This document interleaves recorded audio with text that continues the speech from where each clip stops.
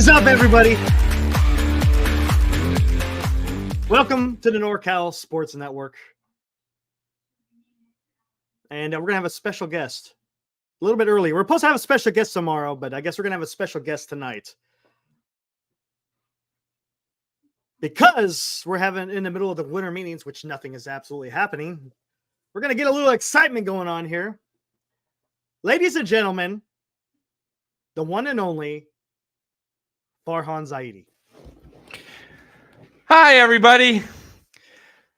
Thank you. I know you want a lot of things to be happening at the winter meetings, but it's just been a lot of stuff happening right out there right now, a lot of negotiations going on. And rest assured, we are hard at work for your San Francisco Giants, and we will be successful. I can't promise Shohei. I can't promise Yamamoto. I can't promise Bellinger. I can't promise Chapman. Well, maybe. I can't promise anybody of substance. But what I can promise is I will be working the scrap heaps, and I will bring to you transactions. You can count on it. Thank you. Oh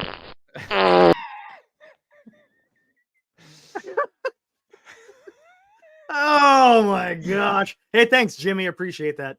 I got to get out of this grub. All right, go for it.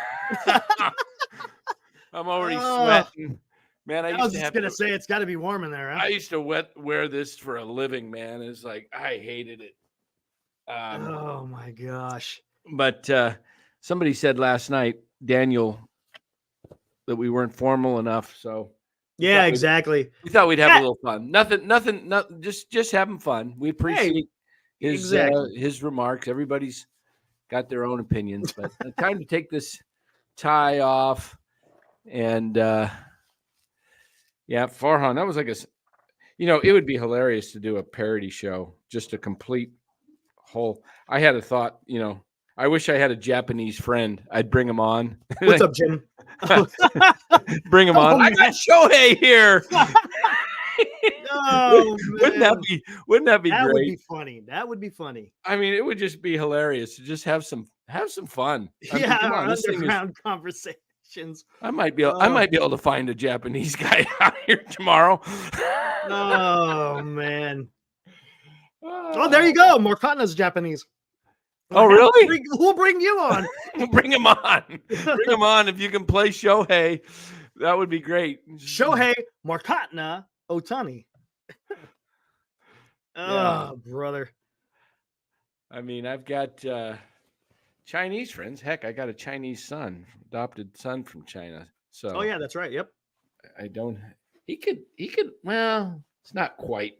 There's a distinction between Japanese and Chinese. All right, man. Oh, that feels better. Woo!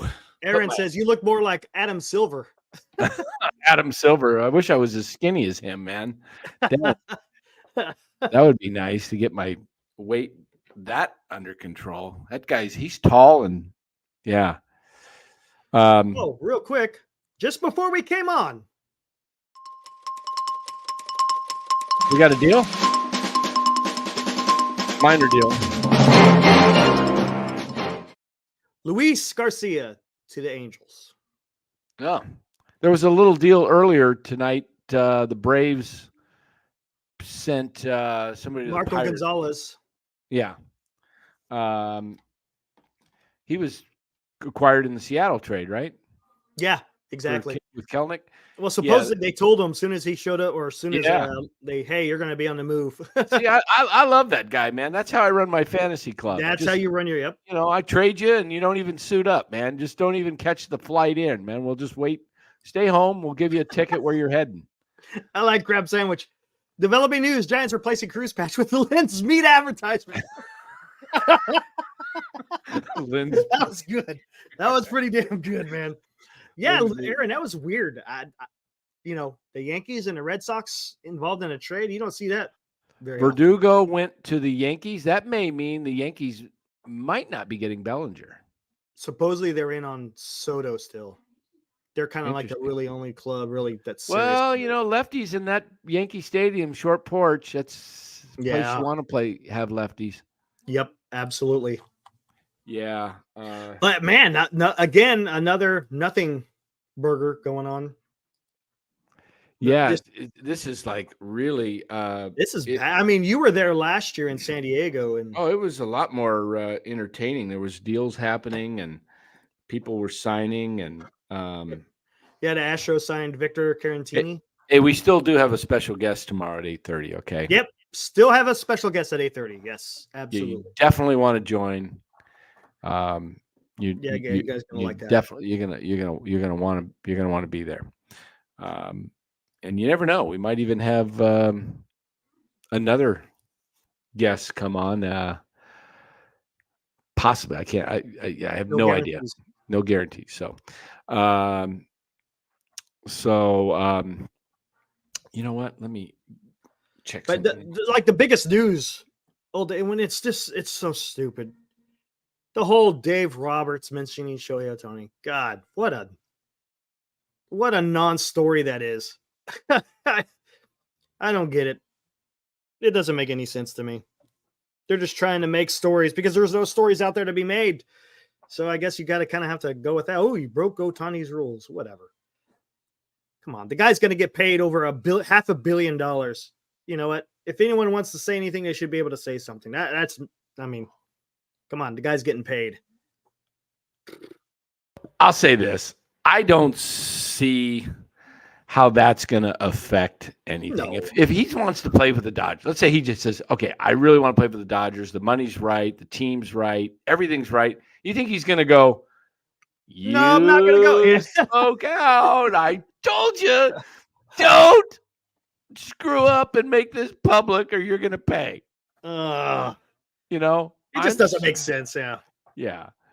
I mean, there's a lot of people starting to get upset at Shohei because they feel like he's blowing an opportunity. He doesn't really understand how this impacts Major League Baseball. And, I could kind of see it both ways. I see it both ways. Sure. I mean, it's his deal. It's,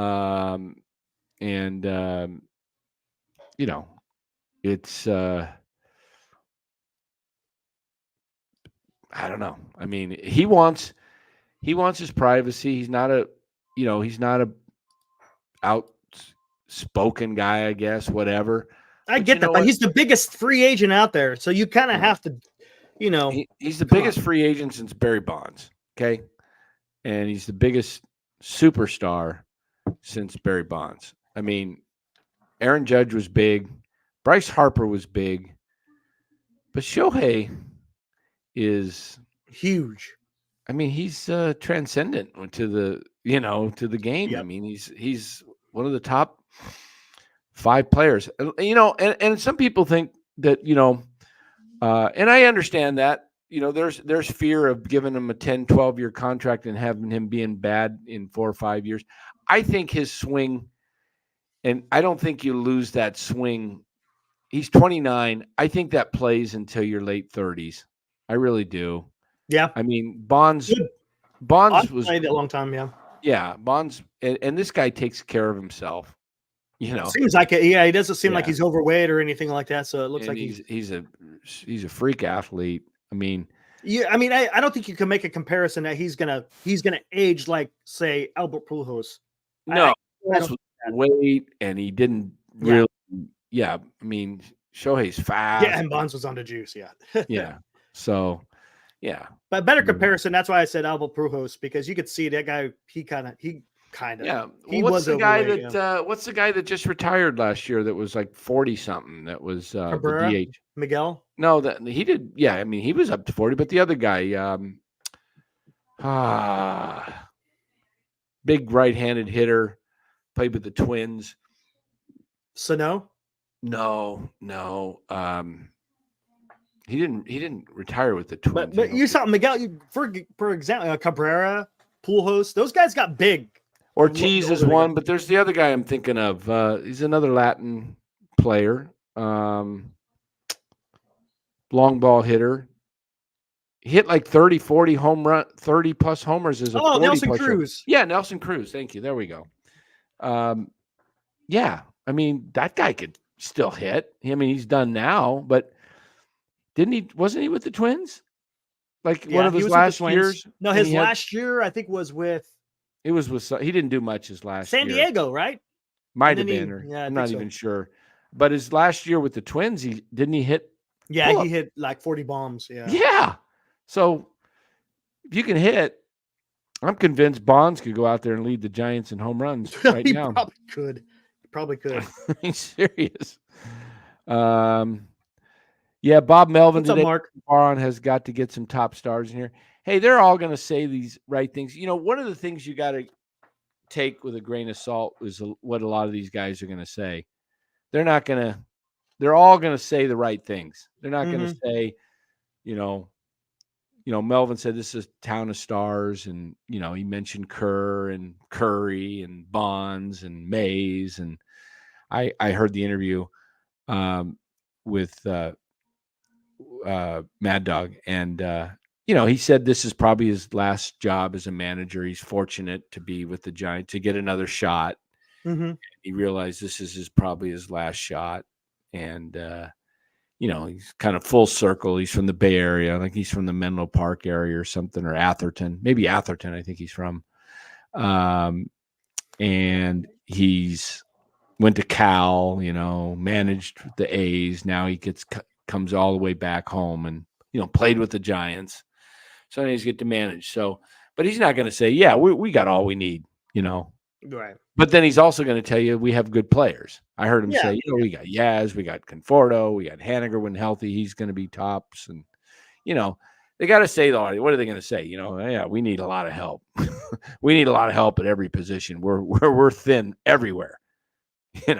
We got average at best ball players. I mean, I know. Yeah. So you got to leave it. You got to leave it to places like NorCal Sports. It'll tell you, lay it on the line. I mean, hey, we'll tell you if somebody's stacked. The Niners are stacked. All right. Yep. The Niners are exactly stacked. Right. The Warriors in their heyday were stacked. Mm-hmm. Right now they're struggling. Steph's great, all-time great. Clay's an all-time great, but he's fading. Draymond is not what he once was, but he's still top. But they need help. Niners are clearly, in my opinion, the prohibitive favorite to win it all, and I don't see any weaknesses. The only thing that can stop them is injuries. So we'll tell you, and I'll tell you if the Giants are in that position too. Yep. Be happy to tell you that. Would love to say that on NorCal Sports Network, that the San Francisco Giants are loaded and this team is going places. Right. But I'm not going to blow smoke up your, what? I'm not going to tell you this team's loaded and act like some of these other people that follow the Giants, that they're, really great and they just need one more thing and they're right. They'll push them over the top. Giants need a lot. Okay. Mm-hmm. Giants need a lot. Yep. Because, I like all the players as people. Okay. I've talked to almost the entire team, and they're a group of really good guys. And, but really good guys don't win you championships when they're not as good as the other teams. Right. Talent-wise. Okay? Correct.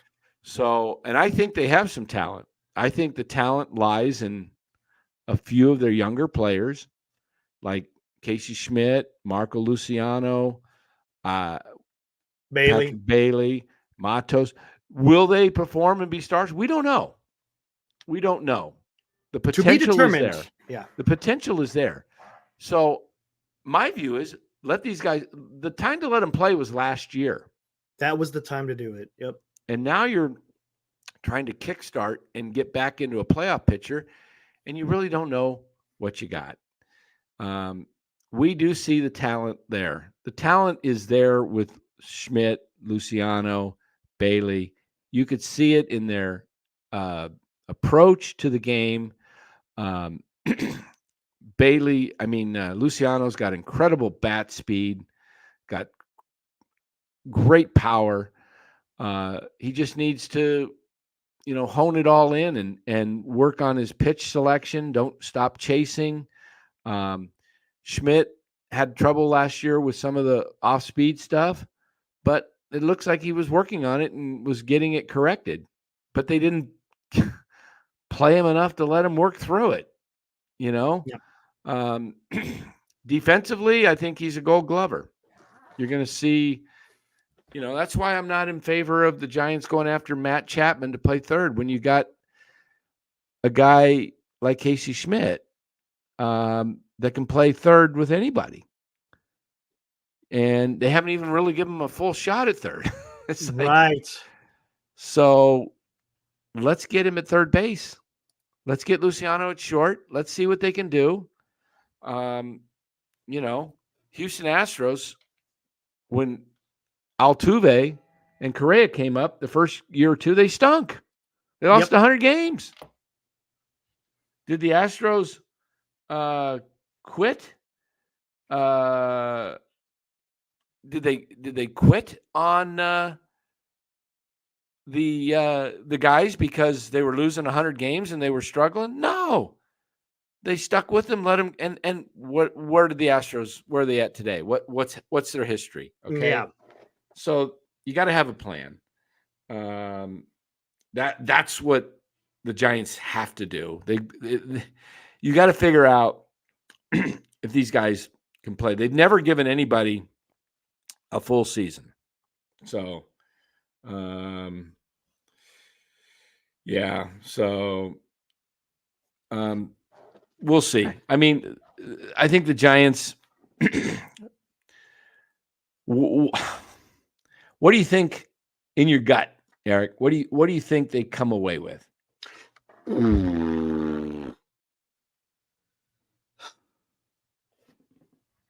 High possibility they could get Yamamoto, but there's a lot of competition.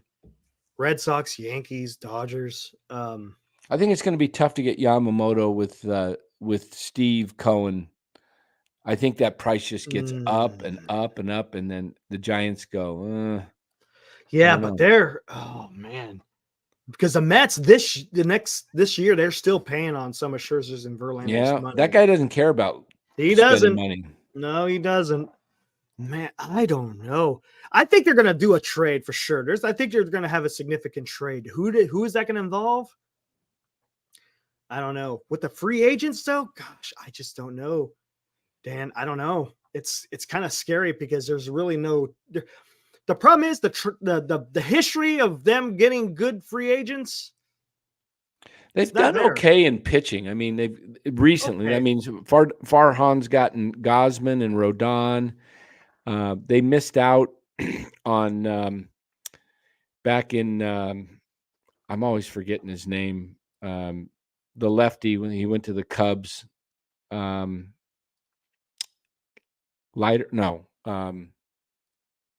was the lefty? Had a great pickoff move, or not a great pickoff move. He never threw to first base. That was, he's with the Cubs, or he was with the Cubs. John Lester. John Lester. Oh, he never threw. Yeah, he never threw to first base. Yeah, they missed out on Lester. They signed Samardzija and Cueto. Cueto had that great first year. Was right up there with the Cy Young in 2016. Yeah, he was great in 2016. It didn't work out that great with Samardzija. He had a decent year or two with them. One year he did pretty good actually, but that didn't. And I think the Giants got scared of those 5-year deals. I think what they're looking at now is if you're going after Yamamoto, I think you're looking at a minimum of 7 to 8 years. Minimum. Yep. Yeah, I mean, I think they end up with guys like Lee from Korea. I don't want that. If he's part of a bigger... This is what I see them doing. I see them doing something like I'm hoping Chapman will sign somewhere else, to be honest with you, to take that temptation away from signing supposedly Chapman. The Cubs are in on him.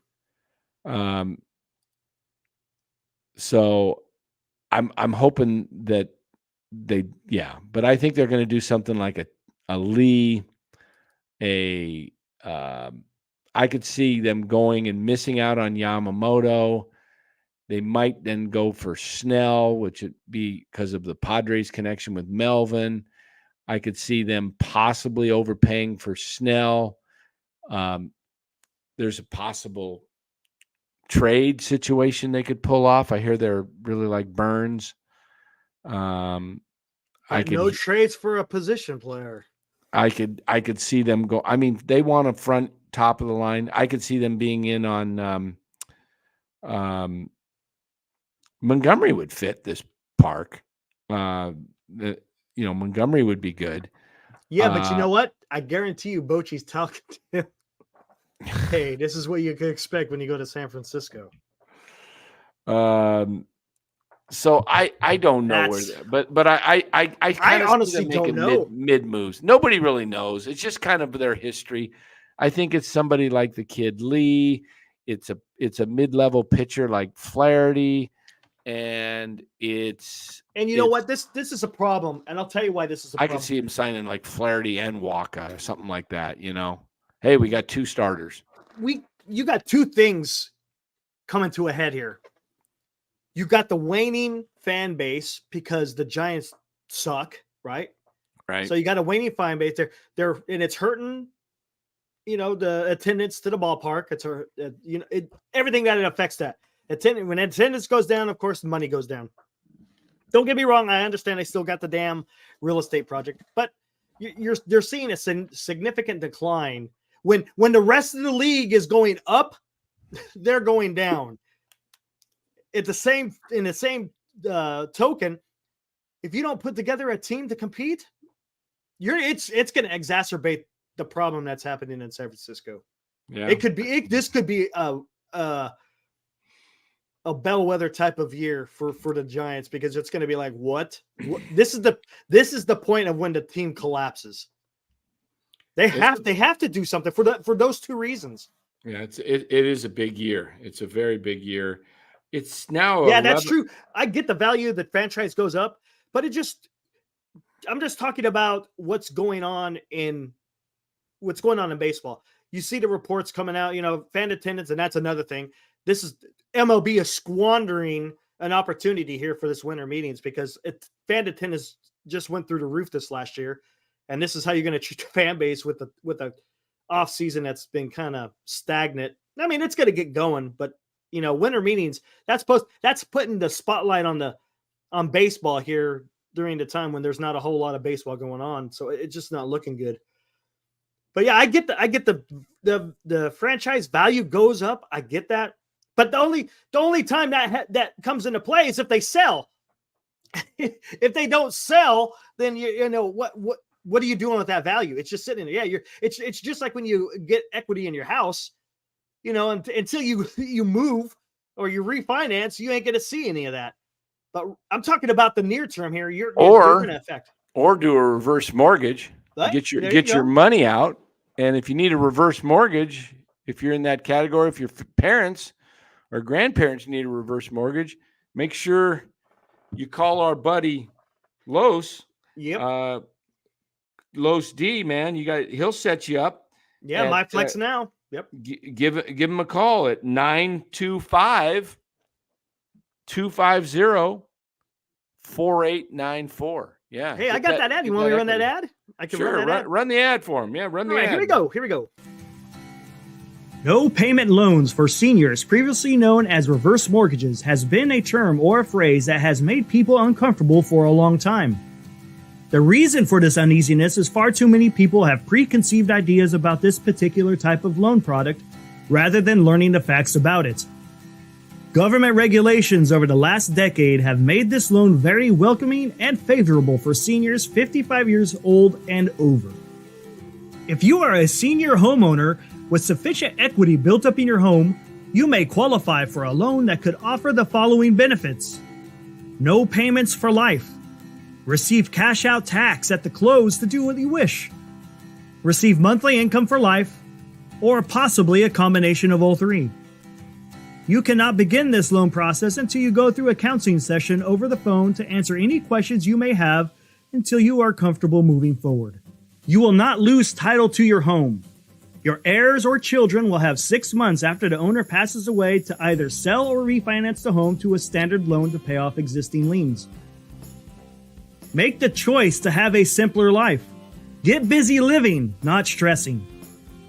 Call or email no payment loans expert Carlos De La Fuente with Flex Funding at 925-250-4894 or email him at carlos@myflexnow.com for more details.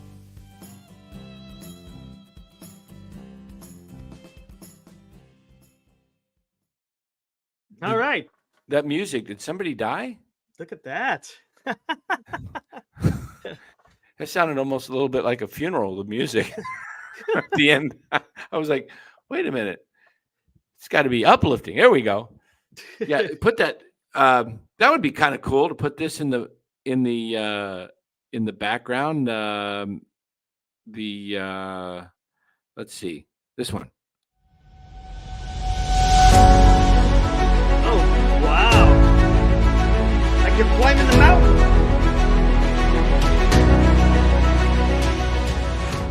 Or this one. Ladies and gentlemen, live at 9 o'clock, NorCal Sports Network, with your host, Dan the Man Coach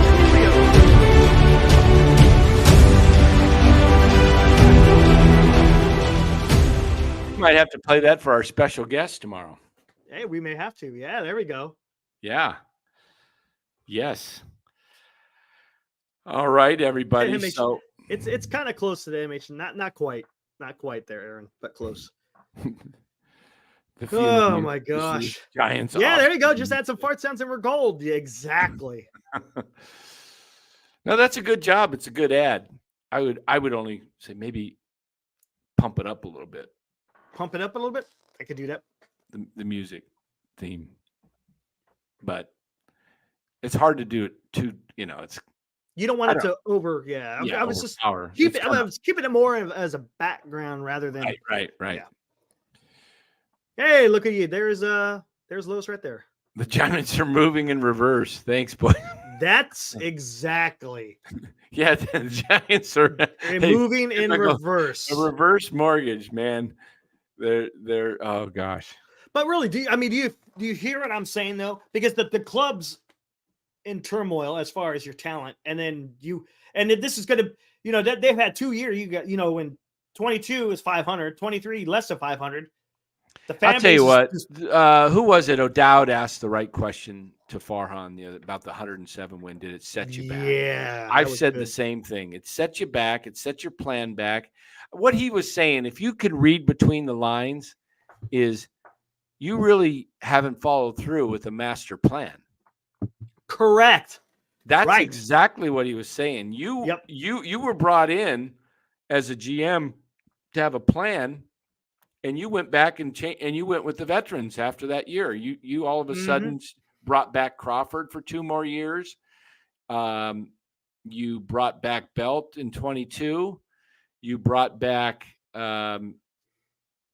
Longoria in 22. Mm-hmm. You pretty much ran everything back because you had such a great year. When there's a lot of teams that win it all and they break it up because they see. Right. Like, they understand what's going on now. They understand the big picture and they move. Okay, now's the time we need to move on. And Farhan's supposed to be a smart guy. He should understand. He even said it. Hey, these guys had career years. You damn well know they're, at the point of their career, the next season is not going to be the same. He should be smart enough to know that. Yeah, and he played on it like everything was going to be, keep going. Yeah, Losty, a clever man, solves a problem. Los is getting Sun Tzu on us here. Getting Sun Tzu on us. I mean, I've seen it all the time. I've seen teams win championships actually win the championship, and then they trade away. Look what the Braves did. They let Freddie Freeman go. Yeah, they did. And look what they did. Yeah, they went and signed a younger version. Exactly. And they got, Matt Olson, who was right at the top of the league last year in home runs. And doubles, I think, right? And they got him signed to a longer term contract for less money than what they would have paid Freeman. And, they were the best team in baseball last year. They ran into a Phillies team, a hot Phillies team. But were the Braves successful? I mean, they didn't win it all. You could say, well, they weren't successful, but they were a successful team. That was a darn good baseball team. Absolutely. And, that happens in series. Not always does the best team win in a short series. And that was a 5-game series between the Braves. And, I mean, you're talking winning 3 games, right? I mean, you get one, you get a little confidence. You get that second one, you're really confident because you're 1 win away. Yep. So, yeah. So keep going here. I got a snack on something. All right, go for it. Go for it. Let us see what they got in here. If you read between the lines, it's obvious. Ownership told Farhan that he needs to get a superstar free agent. You can tell Ohtani isn't his idea. Probably. Will, it's funny how you say that because I noticed in their interview that we played yesterday when he was talking to the panel there, Jake Peavy, Dan O'Dowd, and Amsinger, he didn't look comfortable. But I think that's how he always looks, though. I don't know. He just doesn't have that aura about him that, exudes confidence. I don't know. He's just not a salesman. That's what it was. Jim says, guys, can the Giants concentrate on pitching with Yamamoto and Snell and trade for Burns and go with Webb? How can you win 90 if you don't put any runs across the board? That's the problem. I get having a strong pitching rotation a pitching rotation. But man, if you're not going to score any runs, man, I don't know. I think it's just me, but I think the priority needs to be 2 or 3 position players. You got to fortify that rotation or the lineup. Everyday players. Right now, we don't have it. If we're going to roll back the same guys that we've had the last 2 years, it's going to be platooning all over again. And if you don't platoon them, they're going to wind up either getting injured or getting tired, and then the production's going to wane. You got to get guys out there who can play, 150 games, heck, even 140 games, because otherwise, they're not going to go anywhere. You're again fighting for 4th place, and they have to be bold this year. Otherwise, they're going to be buried, and they're going to be buried for a while. And we're going into year 6 of Farhan. He's supposed to have had rebuilt this already, and to an extent, the rebuild has been done. Look at all the young guys that are up. You can't sit there and say, hey, we brought all these young guys up and then say, you know what? We got to rebuild again or retool or whatever the hell you want to call it. You can't do that again when you just brought all the young guys up. They're at a point now where they need to bring in some veterans, good veterans, who can also at the same time not only produce for the team, but you're going to mentor the young guys. It gives young guys a little bit more, takes a little bit of pressure off them so they can find their way because, it's tough at the major leagues. I'm not going to say it's easy. So you bring some guys in who are bona fide, hey, we can get this done. And maybe you're cooking with something, but you have to surpass the Diamondbacks to an extent, the Padres and the Dodgers. Otherwise, you're not going anywhere. Yep. I'm looking at the chat here as I eat. Somebody asked a question about how can Yamamoto, if I can find it, where'd it go? Chat's flying here. Oh, I just had this one right here. Yeah, there's the one before it, though. How can Yamamoto get? Oh, got it. It's just age. Yamamoto's 25. Yeah. And, he's good point, Bub. Yeah, you said this yesterday, Dan. He's already pitched 7 years in the Nippon League. Mm-hmm. So he's got some wear and tear on that arm. Mm-hmm. Granted, he's in it looks like he's in great physical shape, so maybe that's not going to be an issue. But I don't know. And you know what? I'm happy if you don't get Ohtani, that's fine, because that's not to me. Ohtani is not the make or break. You've got to get more guys than just Ohtani. It can't. I've said this from the very beginning. You can't just get Ohtani and say our job's done. You gotta, if you're gonna get Ohtani, you also got to get two other guys, right? If you don't get Ohtani, then you got to get 2 or 3 other guys. But they gotta be good. They can't be these. Yeah, that would be a good thing to do. Instead of put the money, if you took them, this is where I said also is like, if you're not going to go for Ohtani, go get all this pitching. I mean, I said that, but you've got to have that lineup.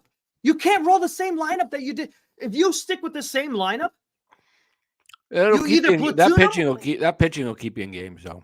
It'll keep you in games, but you've got a lineup that's going to break. They're going to break down because they're either not used to going a whole 162 because they're used to being platooned. They're higher chance of injury. The production could go down because they're not used to playing. They're used to being platooned. Yes, we could have some great pitching, but where are we going to be as far as scoring runs? It's a run scoring league. We're not. You saw that we brought that up a couple of days ago. You know, we're in an era of baseball where there's a lot of runs being scored, and if the Giants can't do that,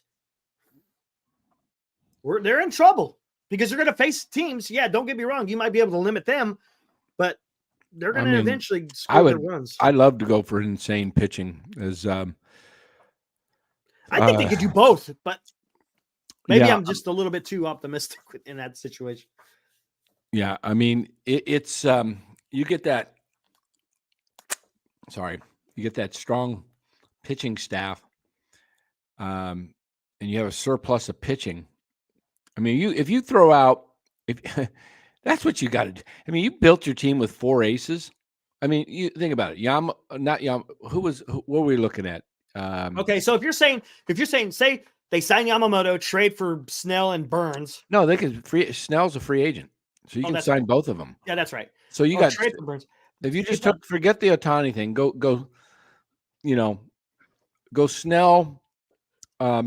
You don't even need to go Burns if you don't want to trade stuff, but you could. But you could go Snell, Yamamoto, and Montgomery. You know what? How about this? How about it's a rotation of, I'm just going to do the top 3. Webb, Yamamoto, Snell. And then your trades will be, instead of trading for more pitching, trade for position players. So then you got your top 3. That's the Los plan. Yeah.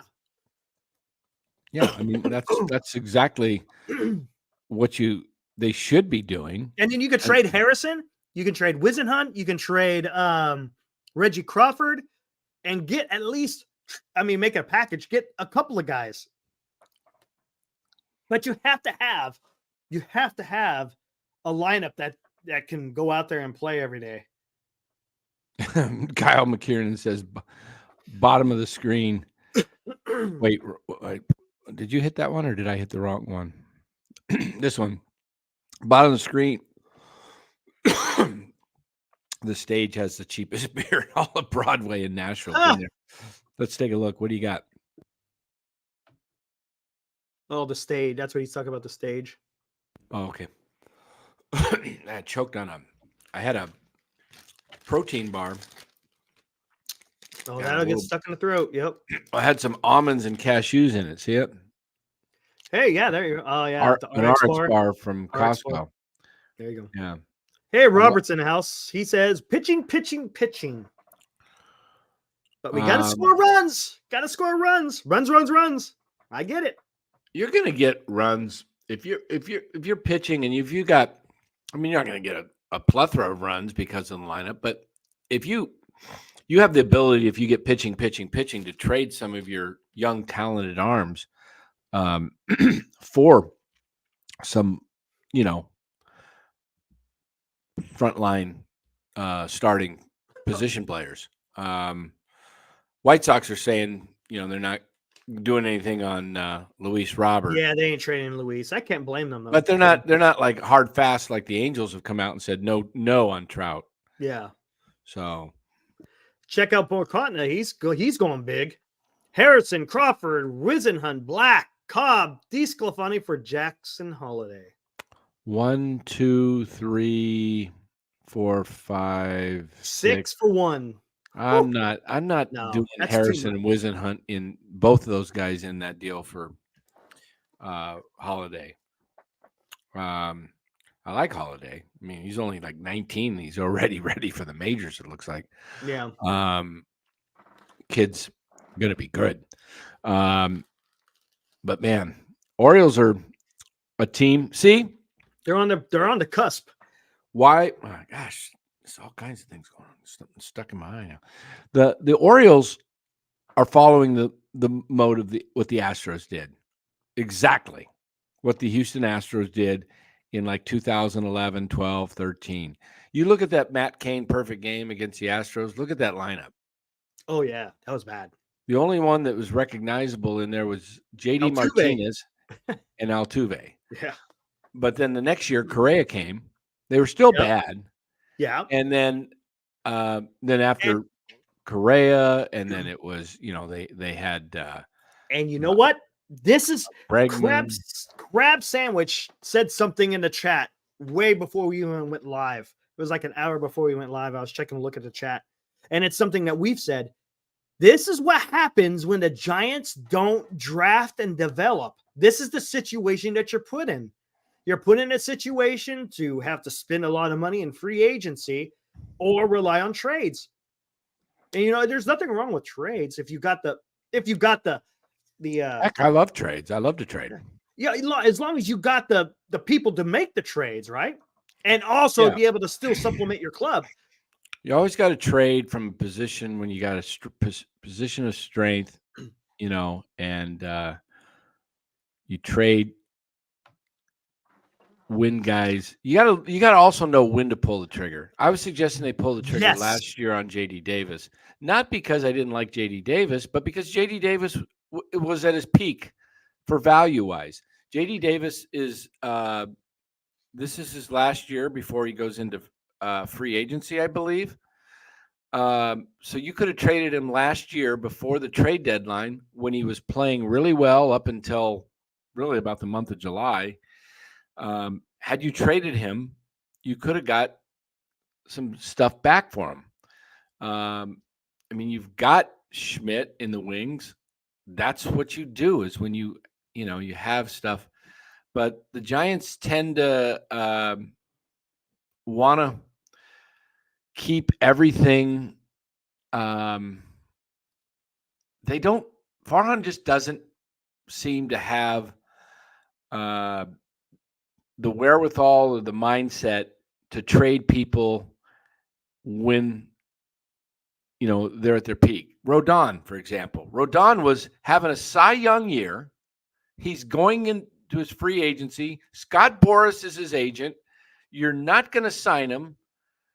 The only thing that could have happened negatively was if Rodon got hurt. He got hurt last year. Had he got hurt at the end of the 22 season, Farhan would have been stuck with him for $23 million in 23. You got to capitalize when people are hot. Yep. I mean, it's hard to trade guys when they're down. Nobody wants them. MF says should have traded Bumgarner. Maybe so. Could have, but I mean, MF and I made a trade in fantasy. It didn't work out for him right now. It could still. You never know. But at the time, Jonathan Taylor was the hottest thing in football fantasy. He was booming, and I liked the idea of getting a little bit of. I liked Kyron Williams, and I liked the idea of a backup in. I liked Breece Hall more so than Mitchell, but this is a week-to-week thing. I mean, yeah, I feel bad, man. MF kind of got screwed with Taylor getting hurt, but it could happen at anybody. You just don't know. I mean, that we're at the mercy, it's like you just, whatever. I mean, we'll see what happens in our week 14. Looks like There we go. Heroku put out, like, it looks like the 6th spot is up for grabs in the 2nd place. That's about the only thing it is. So, I put a little poll out there, see what people say. what was your poll? I got the direction the Giants should take: prioritize pitching, prioritize hitting, or a combination of both. We'll see how this goes. Let it go for a while. My guess it'll be prioritize both. Just a guess. Or pitching. We'll see. But who knows? Steve Sable coming on. Steve Sable from NFL Films. I need to try and reach out to Steve Sable. Yeah. There you go. Let's see what we got here. Did you read what Bub said here?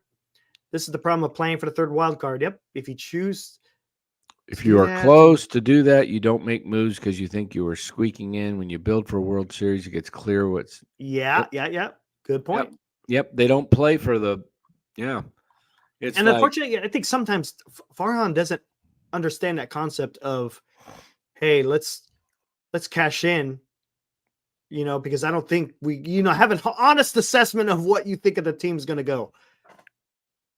And I think he's just kind of fooling himself, thinking that, hey, if we sell pieces, people are going to think we're packing it in. In a way, you are, but you're not. It's not like you're not tanking. You're taking advantage of someone who's performing at a high level, and you could get something back in return when they're not part of your future. Right. Yep, I remember those days, Robert. Game was a little different. The mound was higher. Pitching was dominant. Okay. During the Koufax and Drysdale, what did their lineup look like? What did the Dodgers lineup look like with those two guys pitching? They were more like Wes Parker and Maury Wills,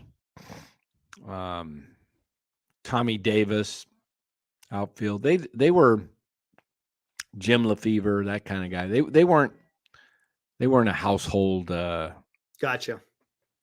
They were probably more like the Giants lineup. The Giants had the boppers. Yeah.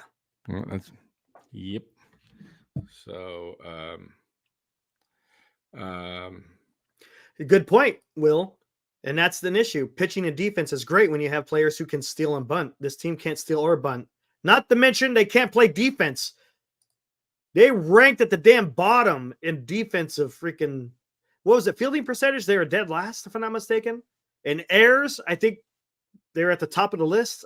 It's just, yeah, they had contact hitters, speed, and defense. There you go. That's none of the Giants have none of that. They have none of that. That's the problem. This is a, I'm making it a bigger deal, but I just feel like they're at a crossroads here.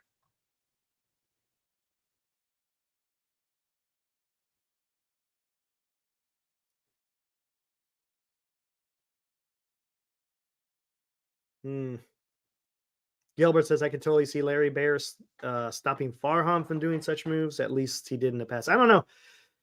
Posey, I think, is he's front and center now. Not so much Larry Bear. As a matter of fact, you're not hearing anything from Larry Bear. Have you noticed that, Dan? There's nothing coming from Larry Bear. Yeah. At all. It's Posey and yeah. So I saw Will Martinez, he quoted Pete Petulia. Did he give an interview today or something? I think Farhan was supposed to do an interview and he why'd he back out? I don't know. Maybe he was meeting with negotiations players. Maybe. That's a possibility. So he did. Oh, so he did. So did he talk to MLB Network? I got to look for that interview. Yeah, if you can find an interview, that'd be awesome. I talked to Laura Britt. I talked to Laura Britt last year in San Diego at the meetings. She's a real nice person. I like her. She's not pretentious or anything like that, like some of the Let's see. some what we got. reporters are. This is a good game. The Suns and the Lakers playing. Interesting. Let's see what we got here. So tomorrow we go into the last day. Rule 5 draft. Watch the Giants will draft somebody. You watch. They'll draft. That's what I see it right here. Hold on. We got to right here on Twitter. Oh, we could play the interview courtesy of MLB Network. Yeah, that's all I'll do right here. There we go. Here we go.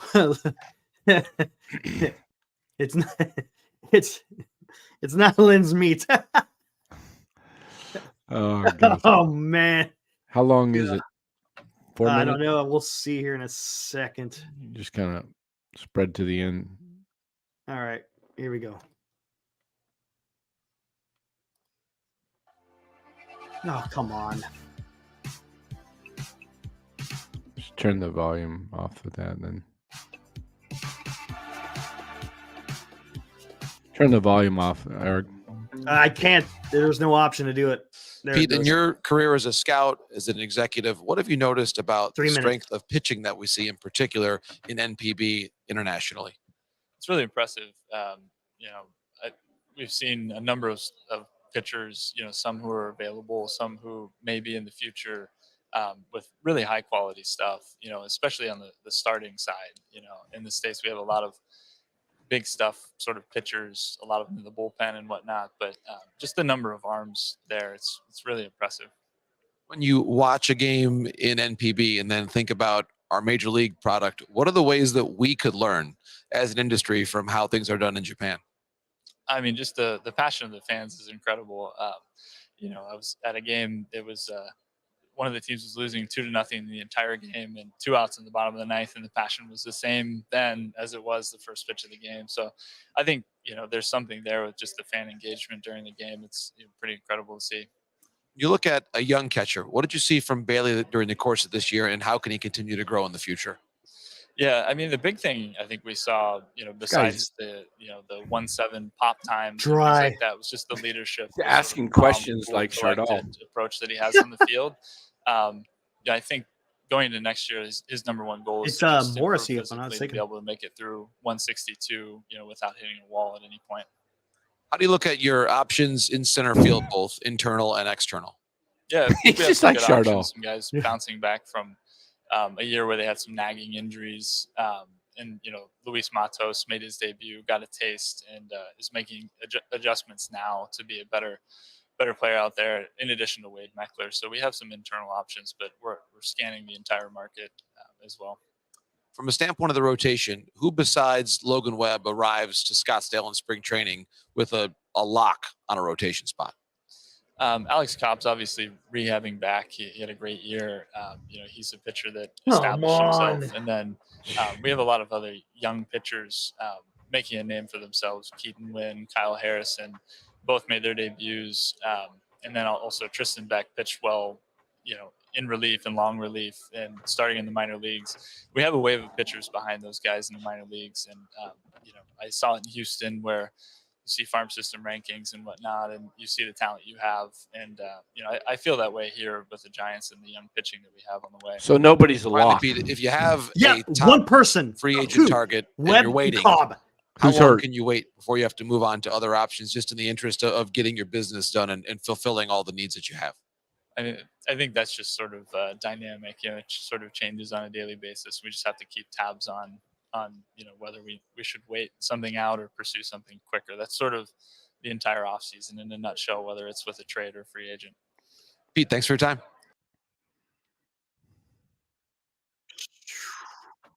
Oh boy. I don't know, man. Wow. I don't like it. Yeah. I don't like it. So he actually says Webb, which is fine.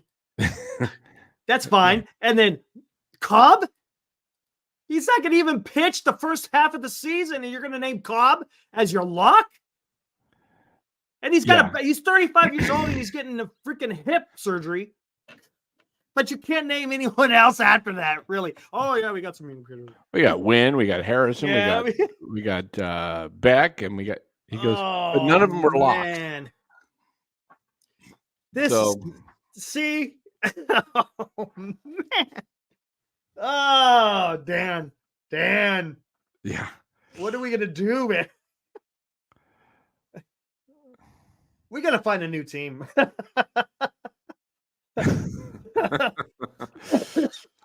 Oakland Ballers. I think the Oakland Ballers, they need some help, right? Oh, man. What's up, pal? Yeah. Seriously? I mean, that's disgusting. Webb, like I said, fine. But then the second name out of your mouth is Cobb. Right. And he's not due till at least June. Maybe. Right. Oh. Ooh, this Laker game, Warrior Phoenix game, down to 25 seconds. Lakers ahead by 1. 102, 101. They got the ball. 6-second difference between the shot clock. 3-point shot by Reeves. Oh, he hit it. 15 seconds to go. They're up by 4. Golly. And who's playing? Phoenix and LA. Oh. I just can't stand the Lakers. I just everything about LeBron is just, I don't know. It's just such everything's. Anyway, Dan, I just don't know. I mean, you heard Farhan yesterday. We hear Pete Petulia today. Do they strike you as guys that instill confidence in you? No. See what I mean? It's so bad. See the kind of, I mean, probably a really nice guy, probably a great dad. I'm sure. Yeah. Probably a great dad and a real loyal friend and everything, but he doesn't strike me as a deal maker. No, it doesn't. I mean, nothing against Pete. Okay. This is his personality. This is who the Giants put in. They put in Farhan, who's not a deal maker, and he's a smooth talker who doesn't get deals done. Results.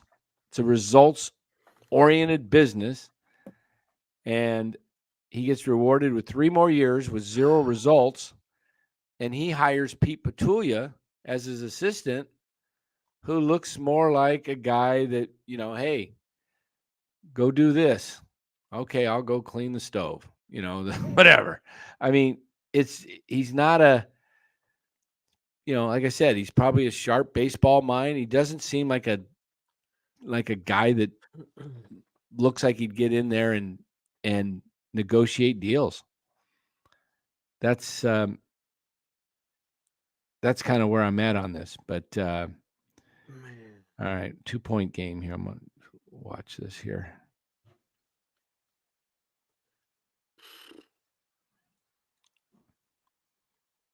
Just taking a gander here at Twitter. On Twitter, that GPT guy, Giants Prospects, he says, in my opinion, Roberts being a bit casual or a bit more casual about Ohtani meeting than the hush-hush we've seen makes it more likely that Ohtani is headed to the Dodgers, not less. Probably. I said he's probably going to the Dodgers. It's just I'm wondering what the hell the Giants are going to do.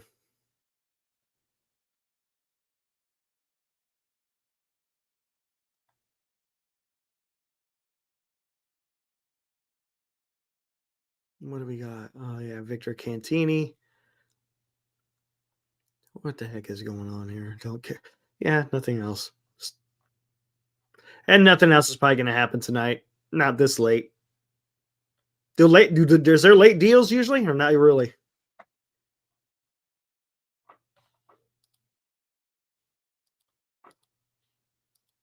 Oh, my gosh. All right, what do we got here? Let me check to see what's going on in the chat here. Yeah, how many people said there are multiple big moves happening this week? I think the problem is, and it's kind of like that with all winter meetings, the big guys got to drop before any other moves happen. They kind of set the market, and then everyone goes off of that. So until Ohtani signs, I guess you're not going to see anything.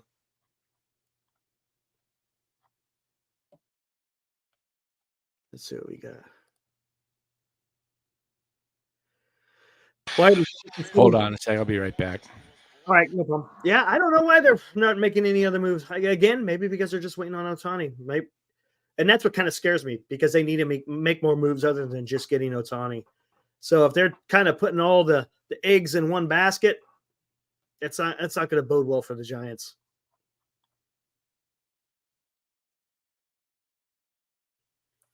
Yeah, winter meetings haven't done a whole lot. Not this year. It's been, I don't know if anything, and I know tomorrow, usually everyone starts heading home tomorrow, if I'm not mistaken. But we'll see if any deals get done. We'll see. Who knows? Supposedly, Yamamoto, he's not going to visit teams until next week sometime. So it's going to be a while for Yamamoto. But they were saying trades were going to be the big deal this offseason, and there's not been a whole heck of a lot of trades. Again, I think Ohtani is just gumming up the works because teams don't know what they're going to trade for if they wind up getting Ohtani or not getting Ohtani. So I don't know. It's not very exciting, that's for sure. Yeah, it's been some of the deadest winter meetings. Yeah, I can recall. I mean, this is baseball's bad. Just got a real problem. They got a real problem. They don't have, they got the whole baseball fans' eyes glued on them, and they're doing nothing. Nothing. It's just like a big giant snooze fest, like the thumbnail says. Exactly. Now, here's the thing. What exactly what do you think Ohtani's waiting on? Since he's already met with everybody, what's the wait? And remember the reports that were coming out a month ago? Oh, it's more than likely he's going to sign even before the winter meetings begin. Remember they were all saying that. Yeah, I don't know. So what do you think it is? What if he's met with everybody, then I don't know. Is there back and forth? Agents control a lot of this. Yeah, I don't know.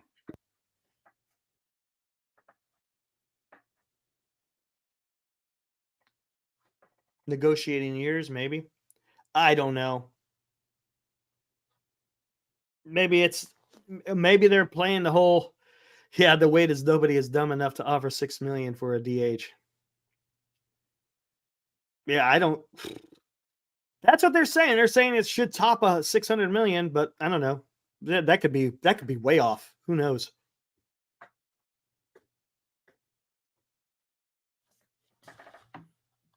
Definitely. Yeah, ain't that the truth, bub?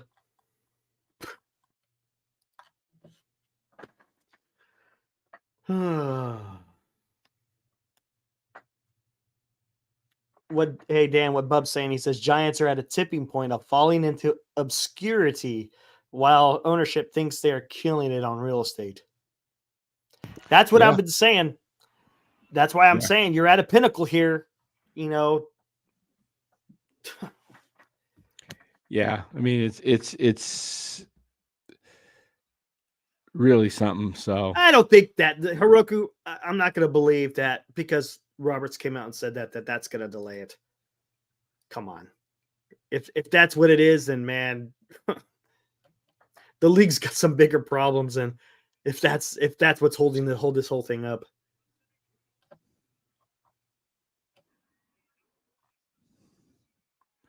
The Lakers ended up beating the Suns by 3. Durant shot a desperation 3-pointer that airballed it. It was between so it was probably about a 35-footer. She's came up way short. Man, got the guy shooting that you wanted. Anyway, so Will Martinez says, why didn't the Giants meet with Ohtani in Scottsdale instead of San Francisco during the winter? The Blue Jays had Ohtani meeting them in Dundon. I think it might have been an issue with trying to get into Canada. Maybe that's. Oh yeah, you got to go through visas and all that crap. Yeah, that's a pain. It just makes it easier to go to their spring training. Right. I think it's down to the Dodgers, Blue Jays, and Giants. Yeah, it's those three. And I think the Giants, like everybody said, it'll probably be Dodgers 1A, Giants 2, Yeah, probably. 1B. It probably, unless he shocks everybody and, the Giant, we don't know. We don't know what the Giants' presentation was with Buster in there. I mean, if it's me, I'm in there and saying, look, we really, really want you more than LA. We need you. We're willing to build our entire franchise around you. You will be, we'll build a team around you. We'll give you solid pitching. We've got a farm system that we're ready to go. In fact, we're so confident in our ability to get things done and compete that we'll give you an opt-out after the second year. If you don't earn, and he says, well, what happens if he says, I want an opt-out after the first year? Prove it to me what you're going to get. Then you do it. Yeah. Say, all right. Now you got the pressures on you to go make some trades. Man, I could tell you trades can be made if you just are willing to take risk. Trades are risk-taking. You never know how it's going to come out. You think a good trade should help both teams. Good trade should help both teams. But they don't make trades. They make these insignificant moves. Marginal moves. Marginal crap, I mean, go out if you don't believe in Luciano, I mean, you should give him a shot, but if you really don't believe in him, then move him while he's still got value. And it's funny. Top 25 prospect still. As much as people hated Bobby Evans, he made some bold damn moves. He traded for Longoria. He traded for McCutchen. I mean, he made some pretty damn significant. And again, you can't fault him because he was trying to make the club better. Right. But, what trade has Farhan done other than JD Davis? That's the biggest one, right? For a trade? Big minor deals like the Dubon deal. He got Dubon from Milwaukee. It was a minor deal. But that's, it's nothing earth shattering. Yeah. I mean, there hasn't been anything that has been, the Chris Bryant deal. What's the guy they traded? The outfielder from the Giants? What was his name? Brian Reynolds? No, to the Cubs. Wait. Who'd they trade to the Cubs for in the Chris Bryant deal? Canario, right? Yeah, Alexander Canario. He's going to be good. He seems to be coming up. He got set back last year because he broke his ankle, but yeah, he's going to be good. Yeah. So, he's supposed to. He looks like he may be a guy they're looking at. As a up and coming guy. Yep. So tomorrow's the last day. They have the Rule 5 draft.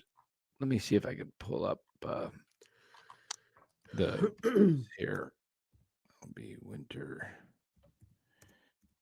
Just want to see what time everything's going down. Let's see.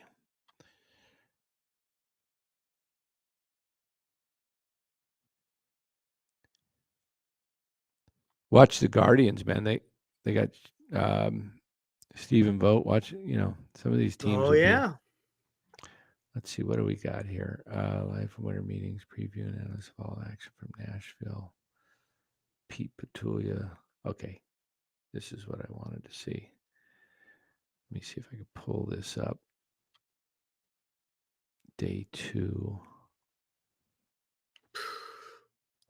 I mean, what I hate about baseball talk is there's just all kinds of propose this, rumors. 98% of it doesn't even happen. I know. So look at that, 102 in the chat. Appreciate it, guys. What's up, Darren? It seems like the longer we go, the more people come in. Darren Lee says can't hate on the Bryant trade. No, you can't. You really can't. I mean, they were trying to go for it in 2021. They made Yeah, I mean, I was happy with the trade. Yeah. To be honest with you, even to Brian Reynolds for McCutcheon, because at that time, Brian Reynolds, yeah, he was okay, but he wasn't gonna. I don't think he was expected to be such a better player than what they expected. And heck, you're going after McCutcheon. I mean, yeah, was he the McCutcheon of old? No, but he still was able to. I would think, had the capability of producing. It's just they had a bad year. So it happens. Yep. I'm going through here. Not finding what I'm looking for. Oh, here we go. All right, so let me pull this up here. I just had to hit continue. All right, so here we got the. Oh, is that your prediction, Marcana? Interesting prediction. Interesting. This thing has been acting up. When I go to hit the share screen, it's not sharing. Okay, whoops. Now there we go. Now it's sharing. But I hit the wrong one. I want to hit this one. Is it sharing that? It's sharing like a bunch of stories. It looks like you're trying. You seeing Wednesday, December 6th? Oh, wrong no. one. All right. Let me. Looks like you're in Google or something. All right. Let me go it again. I wanted to look at the. All right. There we are. Tomorrow. Is that showing up? Oh, yeah. There we go. Here we go. Okay. So it's going to start at 11, the Pacific. Rule 5 draft. And it talks about. Okay. So that's. Was that it? Tomorrow? What else? And then everyone leaves, I think, afterwards. Pretty much. People start leaving tomorrow, even. Yep.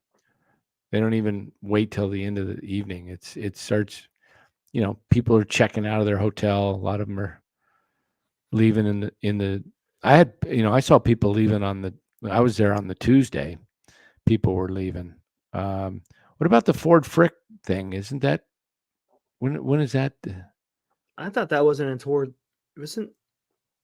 When is that? I don't know. To be honest with you, I think it's later in December, right? During the Hall of Fame stuff.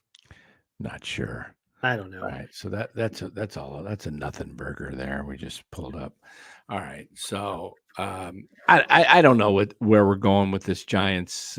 This whole thing is, I mean, we just wanted to come up on and we told you we'd be on. We were hoping for news, no news, but we're just trying to fill some space. We're going to try and bring you sports news. We're going to get different things going. We'll have guests tomorrow. We have a big time guest tomorrow at 8:30. You're going to want to join for that. Tell your friends. It's a ball player of interest. Okay. I'll just tell you that. It is. Yep. It's a ball player of interest. And he'll be joining us at 8:30 tomorrow night. And tonight's show is 10 times better than the whole winter meetings. Yeah, it was pretty boring all the way around. Man, I'll tell you.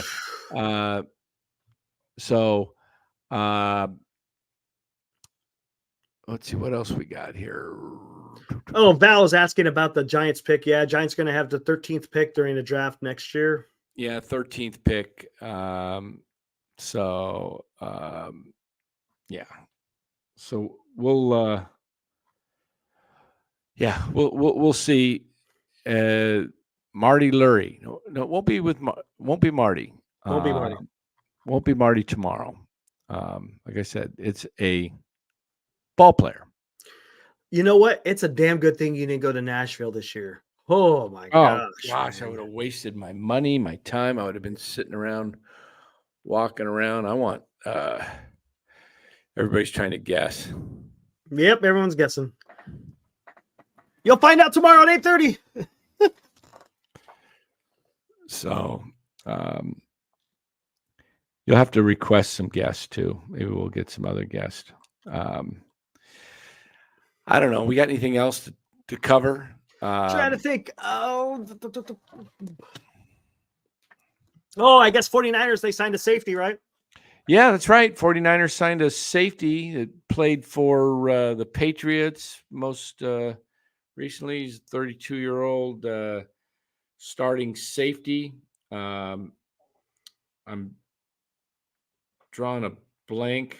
I know they got Harris the week prior, but this is who was it? I'll tell you in just a second here. It was, Logan Ryan. Logan Ryan, safety. They waived Davis Price, the running back, the second-year running back, who was a third-round draft pick. They have struck out with third-round running backs. I'm telling you, they had a few years ago, Kyle's first and Lynch's first draft, they drafted a guy out of Utah by the name of Joe Williams, and super freakish running back, but had some attitude issues. I don't want to call them attitude, but just some issues with whether he's committed to playing much or not. He'd quit in Utah on the team. They talked him back into playing. Very talented, but he did not pan out at all. And then they drafted the kid out of Oklahoma. Gosh, I keep forgetting names. It starts with an S. Drawing a blank. Somebody, Lucille. Somebody help me out there. The kid, running back from Oklahoma. Everyone's still guessing on the guests tomorrow. No one's started with an S. Trey Sermon. Thank you. There we go. Way to go, Niner. Trey Sermon. He was a third-round pick. Now, Davis Price. I'm hoping he clears waivers and they can at least put him on the practice squad, because you want that depth. Hopefully nobody picks him up. And the Niners, it's just a matter of numbers crunch this year. I think he could be helpful in going forward. He looked really good in training camp this year from the reports. So there's just not any room with him, with McCaffrey being the bell cow he is, and then Mitchell, and then Mason. It's kind of hard to have, being the fourth back. Look at them all guessing. Hunter Bishop, Buster Posey. Alex Cobb live from the operating table. Steph Ravioli. Yeah, that's who it is. It's going to be Steph Ravioli tomorrow. Yeah. Barry Bonds, Kai Correa, Will Clark, Andrew Michael Bagley, Reed. Joey Bart.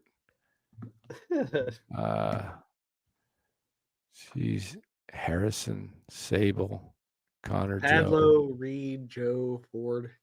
It's going to be Dom DeSandro from the Eagles. Dom, good old Dom. Yeah. Fat Dom. Susan Slusser. Get Susan Slusser. Boof Bonzer. Boof Bonzer, yeah. Boof. Whenever that name comes up, it makes me think of Biff. Yeah, in the movie Back to the Future. Hey, Biff, go wash the car. Go wax the car, Biff. Make like a tree and get out of here. Biff. How about that Rocky, that kid?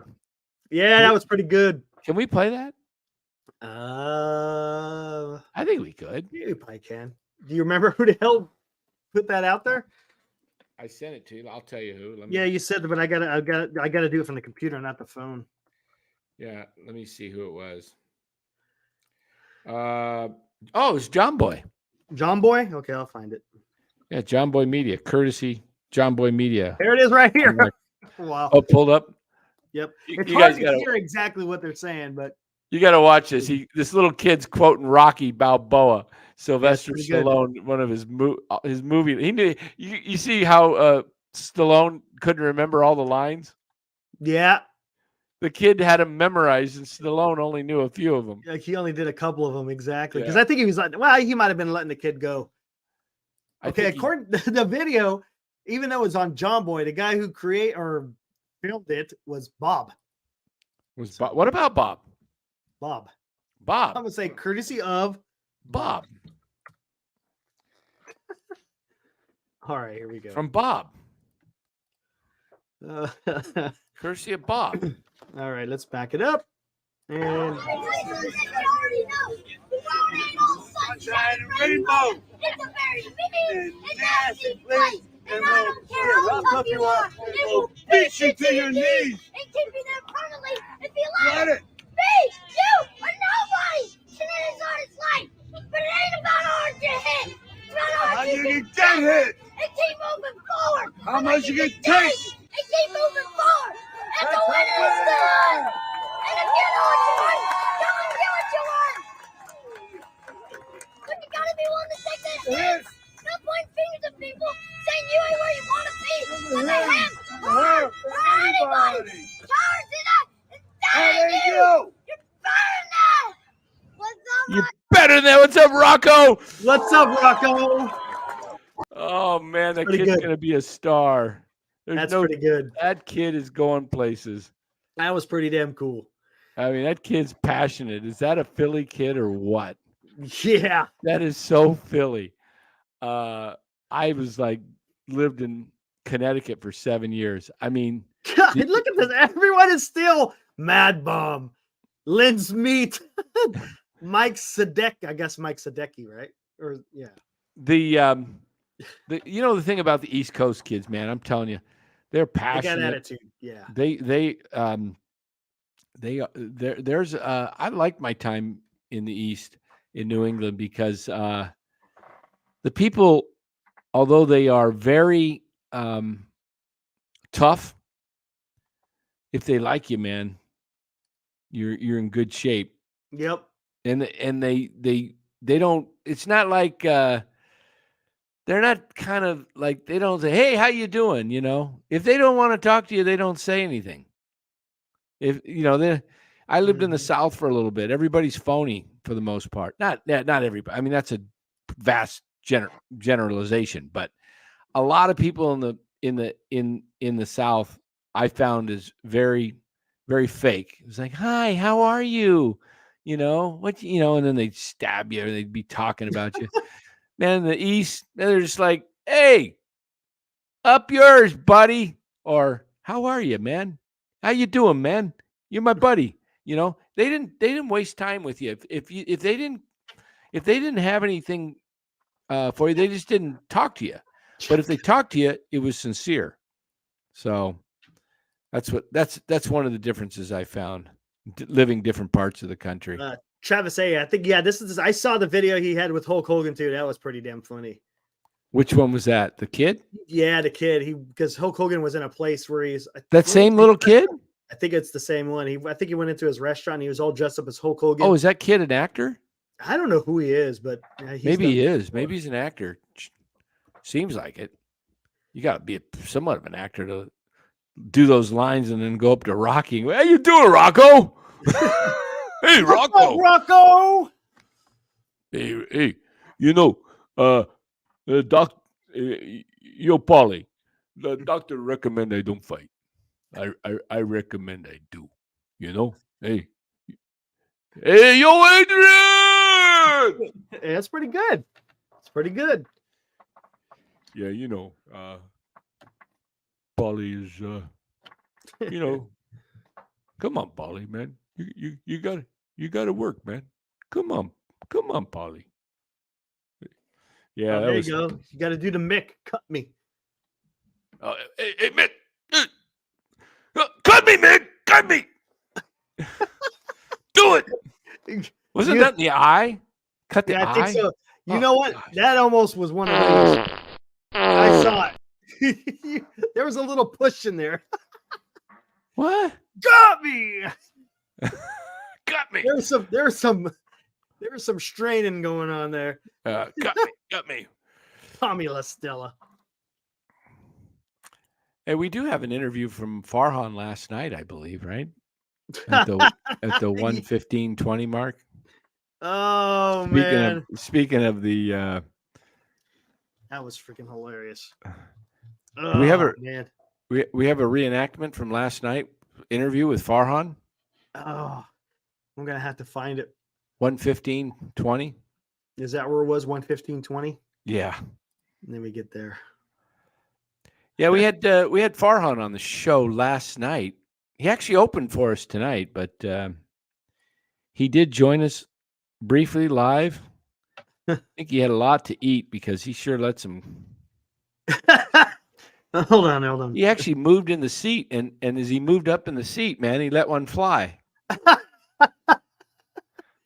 Couldn't believe it. Cozy is tagging along with Mr. Farhan Zaidi because I don't trust him being just a part of it either. Speaking of Farhan, you guys ready to show Farhan? Yeah, let's do it. All right. Oh no. Oh no.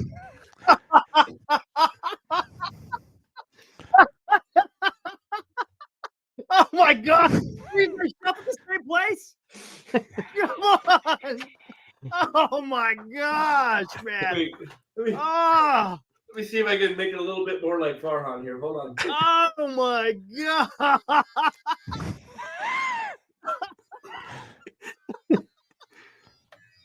Oh man. What the hell's going on? Okay. All right. We're ready.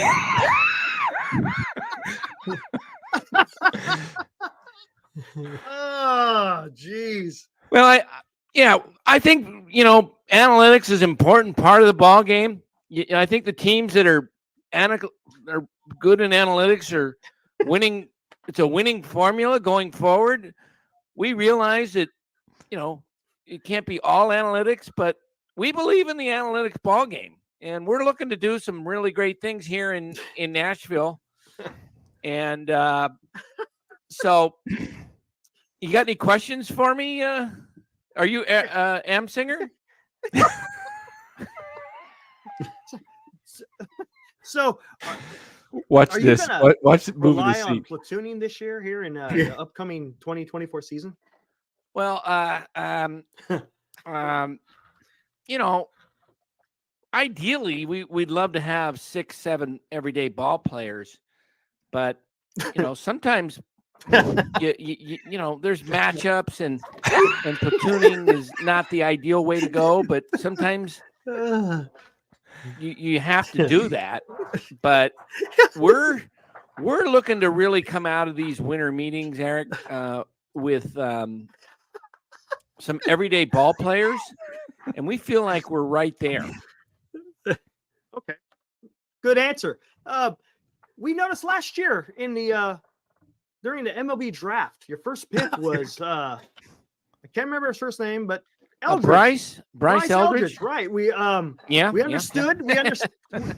We understood that you spent a lot of time recruiting Eldridge. I heard you spent a lot of time at Mrs. Eldridge's dinner table. How was it cooking? Well, her cooking was fabulous, and Move the seat. Took a lot of flack during those meetings, and a lot of people got on me. My wife's been on me too about I miss when you're traveling and you're trying to get ball players. Sometimes you have to end up doing things that are a little bit different than normal, and I did have to change my diet a little bit. And okay. I wasn't planning on changing the diet, but was a little bit forced to do so. And stuffing my shirt. Lactose intolerant, maybe a little bit.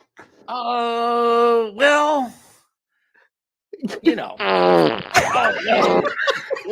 Whoa. A lot of people got on me though, and my wife's been on me. I've been working out at the gym, but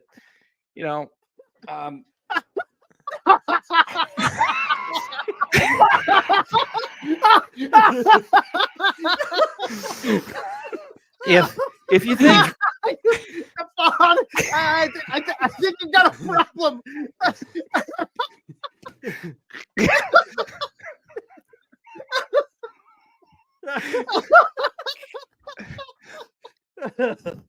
Oh my God, man! I think you got a wardrobe malfunction going on there. Oh man! Oh man! The that was boiler. great. The boiler. Oh, gosh. Oh, Oh man. Hey, if you can't laugh at him, you gotta laugh with him and laugh at him. Whatever. How's that go? Oh my yeah. goodness. Yeah. No, I mean, this is, come on. I mean, there's no activity going on here with these There's meetings. nothing. We gotta make some entertainment. Oh gosh. Oh my gosh. That Oh, shit was all twisted. That was hilarious. I was trying to stuff it. I didn't have a pillow, nearby, a little throw pillow. So I was like, Oh, let me grab my shirt that I had stuffed. I'm just like stuffing it in underneath my shirt. Oh gosh. oh man. That was great. Too many crab sandwiches. Ah. Type that in. Oh man. I wish I could copy. Wait, can I copy and paste it through here? Oh, damn, I don't have it. What's that? He says Copy and type paste. that in Google or in Type- YouTube. Type what in YouTube? With the Freddie Freeman there. Where's Freddie Freeman? Freddie Freeman frustrated with Dodgers 2023, getting yeah. swept. Yeah, he's recruiting Shohei and Oh yeah, they're gonna go full look, tilt hey, for that. look, Yeah. this place is packed every night, 50,000 people. We win 100 games every year or close to it. There's nothing like it. You want to be in an atmosphere that's like the WBC. This is the place, I mean, I don't know what the Giants can sell them on, They that's the problem. Yeah, That's the problem. If they had a decent team already and they just needed a key piece or something, Well, yeah, see, this but is they're where I not get there. this is where I get pissed off because why did you keep Kapler all that time? Yes. Why didn't you move Kapler out? I mean, and the Giants they didn't go with traditional baseball people. Nope. And this is where they had traditional baseball people in Sabian, Coletti, Bochy, and look at their organization. It was the envy of Major League Baseball. Right. From 19 and let's not even just worry about taking the World Series years out. From 97, when they took over to 04, they had one of the top 2 or 3 records in all of baseball for an 8-year period. This was a team that was, and they had respected people in the game in every position.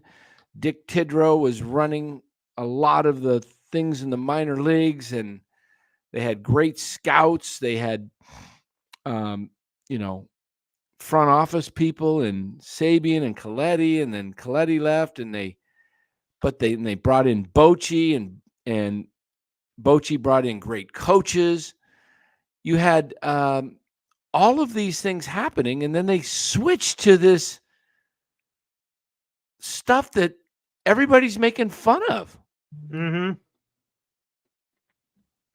I mean, seriously, people are making fun of. What do we got here? We got something we're gonna. Yeah, and I play? guess this is Freddie Freeman frustrated with the Dodgers getting swept by the Diamondbacks. Let's see what this is all about. This is Is this at the senior winter list. meetings? No, this is after the playoffs after the NLDS.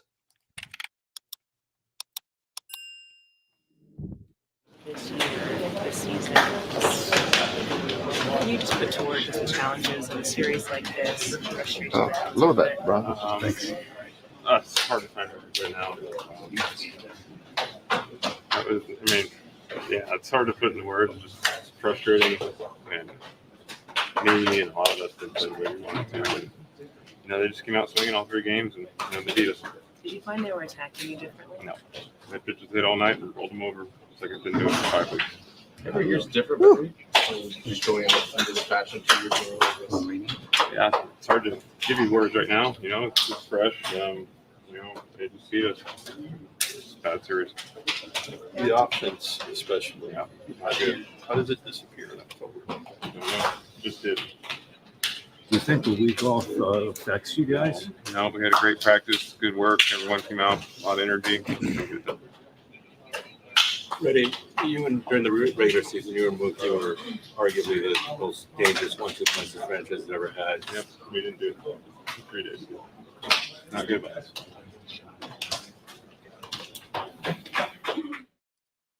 I like that. I like that. Straight shooter. That was good. That's good. That's good. Hey, put up something courtesy of MLB Network again. I'm going to play something here on Twitter. Okay. We were talking about the Giants and how, they went from such a respected franchise, and then they went to the Zaidi, and we've heard from people like Max Scherzer saying about analytics. We've heard it from Alex Rodriguez. We've heard it from different parts of baseball. It's all over the place. I want to play this on Twitter from this was a clip from MLB Network last week talking about the Giants' chances of getting Ohtani. And listen to what the MLB Network, how they view. And we heard the Tom Verducci article, saying, what did he say? If this is the future of baseball, I don't want any part of it. It's boring. Yep. Now listen to this. This is all over the national media, and this is what's thought of the Giants, and this is why it's so upsetting to watch this franchise fail year after year. Here we go. But under last year, if they had signed Aaron Judge, under last year's administration, they probably would have sat him in the 5th inning when the right-hander came in. So, I'd like to see the Giants kind of change the stripes on how they write a lineup card, and I think they will now under new management. Yeah. Let your players play, man. Give me a guy that can have 4 at-bats a game. There's no reason why Mike Yastrzemski can't hit against lefties. I don't need this caravan of analytics matchups every day. It sucks for fans. Yeah. If they had signed Aaron Judge, under last year's administration, they probably would have sat him in the 5th inning when the right-hander it started over. Oh, it's only 33 seconds. So, I'd like to see the Giants kind of change the stripes on how they write a lineup card, and I think they will now under new management. Yeah. Let your players play, man. Give me a guy that can have 4 at-bats a game. There's no reason why Mike Yastrzemski can't hit against lefties. I don't need this caravan of analytics matchups every day. It sucks for fans. Yeah. There you go. That's the problem. That's what the Giants are facing, because then they put themselves in this position. So look, you got the MLB Network coming out saying that. You got Tom Verducci with Sports Illustrated. Yeah, it's all over. I mean, and yet the Giants continue to go with this type. And dang, is it going to happen again? Are they going to? I mean, I have my total. What's the right word I want to use? I don't have my hopes high. I have my expectations very low. Yeah. And then if I want to be shocked. Okay. But my expectation is they come up empty. And why do I say that? It's because I don't see Farhan being able to compete to close deals like the other guys are doing.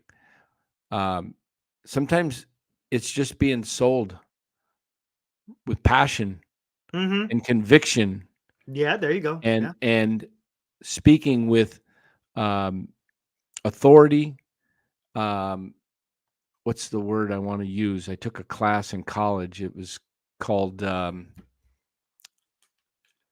to remember. It was a speech class, but it was on not not authority is not the word I want to use. Drawing a blank. Anyway, persuasiveness. That's it. It was a college class called persuasiveness. And I don't see any persuasive skills at all in Farhan. Zero. Yeah. I really don't. Well, it's not persuasive. Well, it's the opposite of persuasive, which is what? What is the opposite of persuasive? Farhan. It's like, I mean, hold on here. We're gonna pull up this. Yeah. We'll pull this up here and see if this matches Farhan here.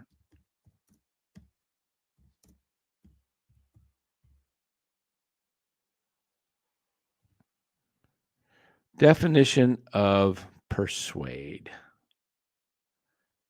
All right, here we go. Definition of persuade. Cause someone to do something through reasoning or argument. It wasn't easy by persuading him to do the right thing. To believe something, especially after sustained effort. Convince. He did everything he could to persuade that he was incapable, impotent. Oh, yeah. Weak, unbelievable, invalid, ineffective, discouraging, disheartening, dissuasive, ineffectual, dampening. Yeah. There Persuading. You go. I mean, you got to be able to have those skills in that position. Yes, correct. That's a position. I mean, that's the job part. That's one of the major parts of the job description. It's not just analyzing and putting, I mean, you could hire artificial intelligence to do that. Correct. Right. Serious. Right. You could hire artificial intelligence to create a roster. But yeah, okay. That'll work. But you're right. You have to have a personality, a way. Listen, I mean, you guys have seen this. Lo says Farhan, 0 sales skills, nil nada. Perfect example, the exact opposite. Friend of the show, Ned Coletti. Look at how he goes about. You could see the confidence that he exudes when he's speaking. So I'm pretty sure that's the same type of aura that he gave when he was doing his baseball business. Well, Farhan's interview we played last night, the one where he talked about analytics and that he defended the analytics people that work for the organization, like, because you could tell the set on Major League Baseball. Was that the one at the winter meetings? Yeah. No. The one that you talked about first. That was the one. You said the one with analytics. Was that the one in Arizona? No, that was the one that just happened just a couple days ago. Yeah. I want to pull that one back up again. As you do that, I like what Senior says here. He goes, what the number one thing that I'm pissed about is the ownership and Farhan have not come out and told us what the plan is. There is literally no direction. Correct. There's none. And that's why we're sitting here, I mean, it makes great content for us because we can come over here and just start spitballing stuff because we have to guess. We have to guess on what is going on. I mean, yeah, we have our own opinions of, the direction they should go. Everyone does that. That baseball wouldn't be baseball without being able to give your own input. But to sit here and we cannot sit here and point to and say, hey, this is the stated goal of the San Francisco Giants. We can't say that. Yeah. Okay. So here it is. MLB, right? Yeah. Okay. And listen. No, it's with MLB Network. Yeah, Michael. Melvin. But Farhan Zaidi is standing by, president of baseball operations for the San Francisco Giants. They've had a change in manager this year. Gabe Kapler is out. Bob Melvin is in. They've been essentially a 500 team the last 2 years. You go back 3 seasons, they won that 107 games. I want you to listen in to that the 1 year, 2 years removed. part where Farhan Zaidi, he one of talks the about leading minds in the all of analytics baseball. and defending. Yeah. The set I'm top. not going All to play right. the whole 8 minutes. Farhan, good to see you. Thank you so much for joining us. Absolutely. Great to be here, guys. No, why don't we dig right into that first. You give us where we've done a bunch of things on you guys as far as where you are with your payroll flexibility, how you have a top Look 10, at Dan top 12 O'Dowd payroll, over there. but you have Yeah, he knows that this is a joke. aircraft carriers. Remember, he made fun of the Yeah. Giants during the trade. How would you assess the draft? I think that's a fair assessment. We certainly have flexibility to add to the 2024 payroll, but to Dan's point, even looking further out, a year or 2 years out, we have very few contracts on the books, so that gives us. Let me see if I can find that question here. He just seems and then you very begin unsure. to It just try to develop where you're going to go outside of that. So what Let's go back. A plan, your B plan, your C plan, and then you begin to get sticker shock. Like, oh my gosh, I didn't anticipate that was going to cost that, and and then you begin to try to develop Look at Farhan. where you're going to go outside of that. So walk us through. How challenging that is for you to balance that, knowing I know you want a big game hunt, but if that's not there to hunt, how do you navigate yourself through all that? I think it's a really fair question, and it's a competitive market, and rightfully so. I mean, there's 29 other teams out there looking to improve themselves. No. So your plan A, you might have the same plan A as 5 or 6 other teams. Yes, So you try to evaluate everything in the free agent market, look for fits there, look for players that you think have a sincere interest in coming to your city, coming to your franchise. But I think you got to be creative with trade options as well, because to your point, there's only so many seats at the table in high-end free agency. You want to be aggressive, you put your best foot forward, but you also make sure you have different paths to improving your team. He's speaking well here. Farhan, a big reason I know that you're going to take a huge step forward, and not anything against Gabe Kapler, but you just departed with Gabe Kapler, bring in Bob Melvin. I know he brings in Matt Williams, Pat Burrell, some guys that I've been around the game. I don't know if anybody's ever matched analytics with kind of the old school baseball approach than Bob Melvin. Talk us through that decision and how excited you are to work with Bob. Yeah, I mean, it was, we felt really fortunate to have the opportunity to bring Bob aboard, obviously with the situation in San Diego, and still very thankful to the Padres that they gave us the opportunity to talk to him, that they gave him the opportunity to come home. But I know from my time with the A's, he is the best I've been around in terms of developing relationships with players. Players will run through a wall for him. But at the same time, I think X's and O's wise, he's also, I think, up there. And I think he really syncs well with different front offices in terms of how we see the game, how we ideally are looking for players to be deployed. How we see the game. Did you catch that? How we see the game. Did you catch that, guys? Everybody catch that? Do it again. Let me play that again. What he's saying, Melvin's Melvin's style, he also understands how we see the game, meaning how I see the game. Right. We being the analytics army. Yeah. Our analytics army led by me. So listen to that again. Hold on. Through a wall for him. But at the same time, I think X's and O's wise, he's also, I think, up there. And I think he really syncs well with different front offices in terms of how we see the game, how we ideally are looking for players to be deployed. And he kind of develops. Did you just hear that? How players are to be deployed. How players are be deployed. Catch that. I meant to say that last night. So he hasn't changed. No. I told you, Tiger doesn't change its stripes. How players are to be deployed. Deployed. Okay. You're going on a mission to Iraq. You're being deployed to left field for this inning. You're being deployed back to Sacramento. You're being deployed to San Francisco for 2 games for the first 2 innings that we're facing a lefty, Elliott, and then you'll be redeployed. Elliott. You'll be redeployed back to Sacramento. This is what he's saying. Do you guys hear this? Deployed. How about just putting 7 guys out there like But what he's also saying is there's a freaking spreadsheet that gets printed out to tell the manager, this is where you're going to put your men. Yeah. It's This not is- up to him. This is what he It's says. not He up to- sees the game being deployed. Farhan didn't change. He just used words when he was on the verge of possibly being fired that he said, I have to change. I have to give autonomy. Now he's saying that he's in the fold. Well, Bob is a manager that's great at X and O's, but he also works well with front offices and how we see the game and how we see players to be deployed. Catch that? Gosh, man. Here we go again. Let's listen some more.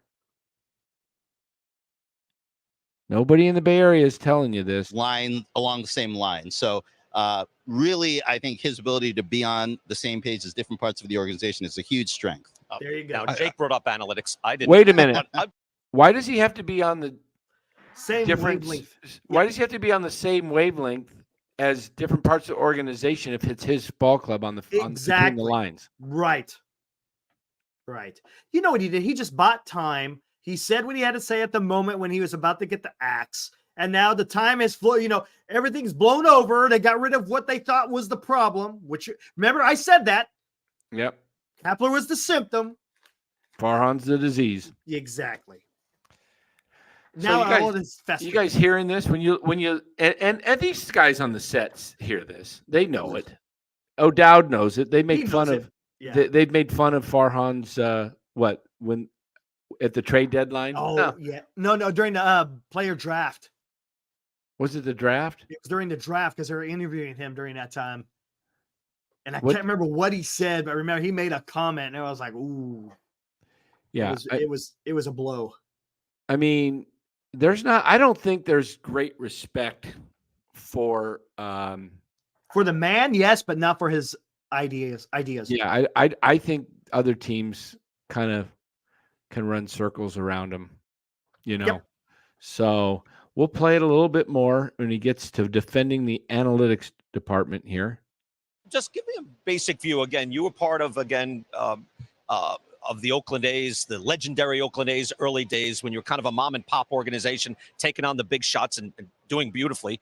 How different is the game now? Again, you're in it. You're running a club. How different is the landscape now? Yeah, I mean, back when I started with the A's in 2005, I was the analytics department. I think That I tells was you right the there. founder and lone member of our analytics department.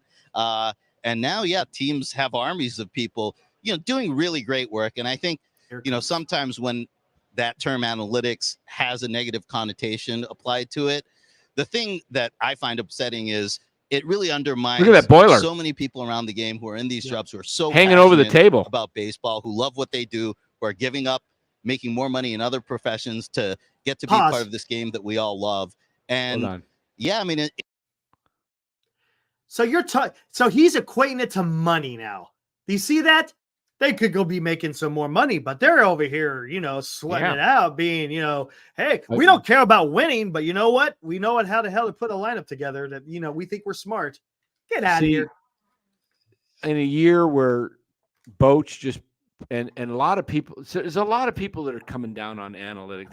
The players don't like it. I mean, you heard him right here. He got defensive against analytics and defended the army that he's brought in and that they work hard. And I'm sure they do.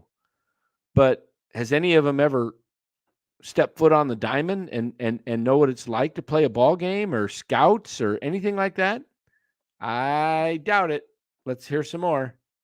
it is totally different. It's a lot more sophisticated. But again, I think the teams that really create the biggest advantage are the ones that find ways to bring that onto the field, whether it's through the coaching staff, through the manager, through the players. Because if it's just, Wait a minute. He just said bring the analytics onto the field, whether it's through the coaching staff. What did he say? The players, and what was the other one? The manager. The manager. Where are they getting the analytics? Uh-huh. Players aren't doing the analytics. It's given to them. And It's they can do given whatever to they them. want. Yeah. Do what they want, but that hasn't been. If you listen to his earlier statement, it was like Bob has the ability to do what we think. Like He Right. said how we think. So Mhm. he's not saying he's talking out of both sides. He's saying, we all know that analytics are used and managers use them, Mhm. but what Farhan has done in the past is relied on him pretty much exclusively to run the ball club. And now he's saying Melvin has the ability to be great at X and O's, but also incorporate this, and he works well. So read between the lines. And Farhan's here, still going to I'm be. going to comment on Cosman here. He says, "You guys realize Atlanta, Texas, Dodgers are all analytics-driven teams. Every team in the major leagues they're all quote They're unquote all have an analytically analytics driven. department. There's nobody that doesn't have an analytics department. Exactly. Even Ned Coletti, old school GM, has come on here and said, yes, analytics plays an important part in baseball. It does. But the issue is how it's applied. And I think you hit the nail on the head there, Cosman. He says analytics aren't the problem. It's the people doing the analytics. Exactly. And that's the problem. When you rely, there is such thing as relying too heavily in analytics and not having quote unquote the eye There's test. also let's just, I'll be blunt. There's a tendency, there can be a tendency to use too much analytics or a tendency to throw them out altogether. And there's got to be a balance. Absolutely. I'm not against analytics. That's, come on. When I played ball, we had a guy that we were facing for the championship, and he was a dead left-handed pull hitter. And my manager, we prepared for him for the championship game. We had like 4 or 5 days to prepare. And he was a great hitter. He was like 44 hits he had in like 60 something at bats. He was just crazy. So what we did is we put a left-handed shift on him. Mm-hmm. And we gave him the entire left side. He was a lefty. We gave him the entire left side of the field. And we dared him to hit the other way. Hit it the other way. And we actually, I think they were trying to even throw him like balls outside, and because he was a dead pull hitter, and he would just reach and he reached and he'd pull the ball over, and he didn't have a good. It worked.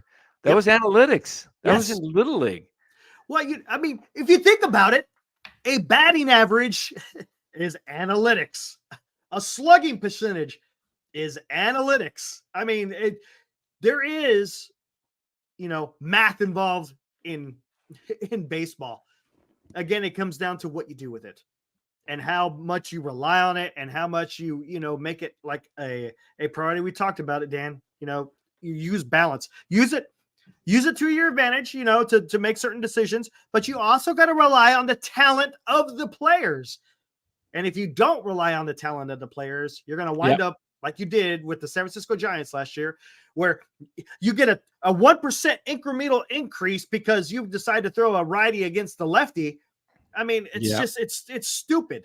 It's stupid. And here's the rest of the guys kicking ideas around in an office. It doesn't do you any good. So really, the teams that are on the forefront are the ones that can kind of cross those walls and really have it manifest itself on the field of play. Along those lines, can I follow up here, Dan? Because I'm hogging It's your Farhan show. here. Once Farhan shows up, it's all over. What went so right when you won 107? Oh, we don't need to hear that. one. Blah. Okay, that's good enough. Let me see. Is there anything else in here? Where we were 500 above in goals greater than the sum of the parts. It's just a really tight rope to walk because when things go badly. Oh, the analytics. Yeah. All right. So, he's I don't know. He talks about the need, to what did he say? The best organizations do what? They have to. Didn't he say something about balancing it or something like that? Yeah, something like that. Yeah, something like balancing the smoke. Yeah. Oh, hell. San Francisco, still on the prowl for the What happened? What'd you do, Dan?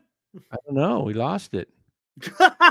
A strong wreck from a friend. I strolled into Bandit on Geary. There's no seating, but they recommended walking across the street to Rye to get a drink. Essentially, you're ordering burgers from Bandit in Rye's Lounge, which turned out to be ideal. It was fun opening the box with the fish and chips, a crispy, flaky appetizer before the main event. The notorious burger is the move. The jalapeno relish has some lingering strong spice, and it works. The gorgonzola. So and the glad bacon he's can hang. gone. If this all sounds a little salty, it is, but in a good way. Simply a good bite allows the Wagyu flavor to play. My only complaint was that the burger was a little over for my tastes. I'll specify mid-rare next time. The whole experience was sneaky good once seated. Lastly, took a brisk walk. Sneaky good. Where my man Yong was waiting with a new scotch for me to sip on. Fire and smoke. The 1992 Ardbeg inspired the background track for this video. What a year for hip hop. This is the story of two. Whatever. The guy's like, wow. Well, just, I mean, I don't understand how this guy lasted 4 years in San Francisco. Well, that just tells you, then, what the hell? Can we expect this organization to do anything if you held on to this guy for this long? I'm telling you, man. I like Melvin. I think Melvin's well respected. I just give him the keys and let him drive the car. You know? It ain't gonna happen. Give him the keys, let him drive the car. You give him the parts, give him good parts, and you know, when the parts need a little tune-up or replaced, just don't be, you know, trying to do the parts and drive the car when you don't know how to drive. Exactly. I mean, you don't have your license yet, right? I mean, come on. I like what Senior says here. Says the X factor now with everyone having analytics is talent. Who has the most talent? Not analytics is the advantage. Yeah, seems like the teams that were in the World Series had some pretty good talent. Yeah, a in little the bit. playoffs. I mean, Rangers. And let's not forget, it was Astros. an NL West team representing the NL in the damn World Series. NL West, yeah. You had the Rangers and the Astros and the ALCS, and look at the teams that were in the playoffs besides the Diamondbacks. You had the Phillies, the Dodgers, the Braves. Who else made it? What, Milwaukee? You know, yes, we know analytics are important, but this, I mean, gosh, this has got to get better. It's got to get better. So We'll see what anyway, I think that's all she wrote for tonight, guys. Yep. We will be back tomorrow night, 8:30, and we have a special guest coming to join us, and we will interview him. And Ken, what are we going to do if what if they sign Ohtani in the middle of the interview? Oh, that would be awesome. That would be something. Get instant reaction.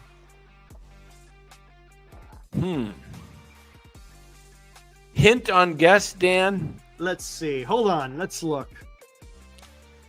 Oh, God, I don't know what the hell to do out there. I don't know how to throw a hint out there without giving it away. It's Ohtani.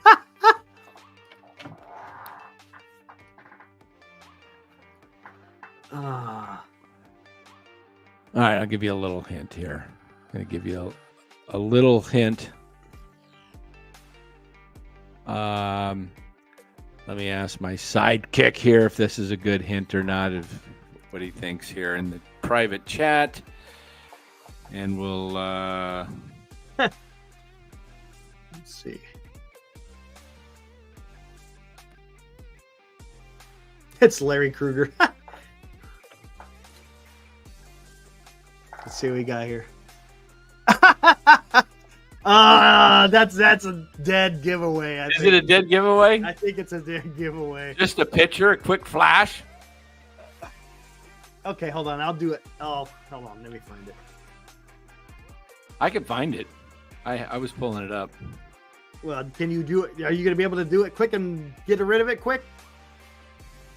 You got to be quick on the trigger finger here. Let me see if I can. Wait, hold on. You can't do that because people could go back and pause the shit. Oh. Oh, man.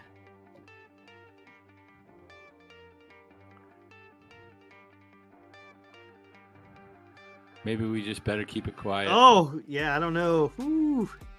What do we got? Yeah, I don't think no one's going to know that one. Which one? Check your phone. I don't think no one will know that. Robert Rothberg. Oh, man. I don't see anything on my phone. You know? Did you email? Did you text it? He did. Yeah, he did. Look. Who did? Senior. Oh. Oh, speaking of which, hey, I like that sick call. Good call there. Here, let's see what we got. that might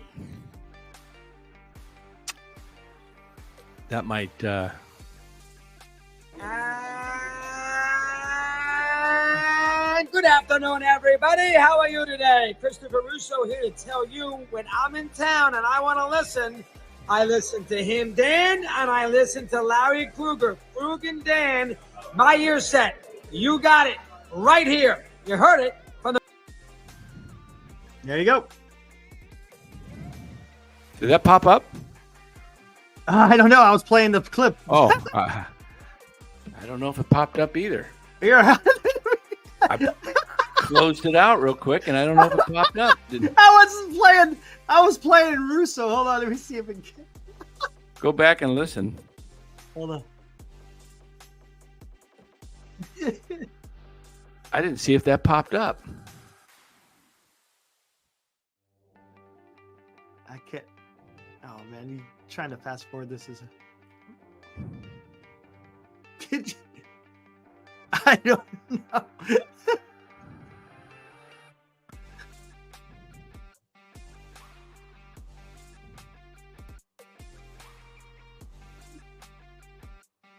I gotta look. I mess. Oh, people are saying in the chat. Well, they're not. People said there. Mike Schmidt popped up. Oh, really? Yeah, they said that. It's Sean Proctor. I don't know. Dude had a stash. We'll see. We'll see. We shall see. All right, everybody. It'll be good though. Yep. All right, 8:30 tomorrow night. Have an awesome night. We will see you tomorrow, maybe earlier than 8:30 if something pops in the day. We'll be on it. Yep. Till We'll see. tomorrow night or earlier. Have a great one. Arrivederci. Ciao. Woo!